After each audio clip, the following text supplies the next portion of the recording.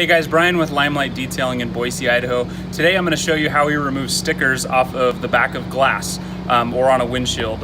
Most of the time people aren't putting stickers on their windshield, but if you have a sticker on either your bumper or your the back glass of your vehicle, I'm going to show you how you remove it.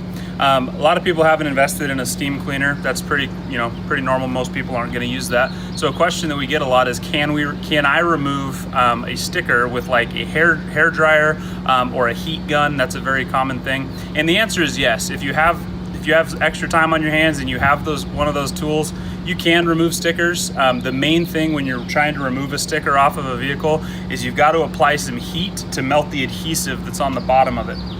And so if you have a heat gun, you can order it on Amazon. You can find it at just about any automotive store. Some craft stores have them. You can get a heat gun and that will melt the adhesive on the bottom and help you to be able to peel the sticker off.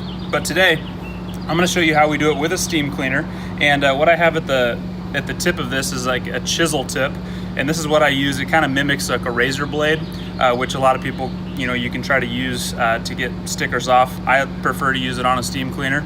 And so the number one thing that I'm trying to do here is melt the adhesive and kind of peel it off in one motion as much as I can. I don't want to sit there and etch the glass by going back and forth really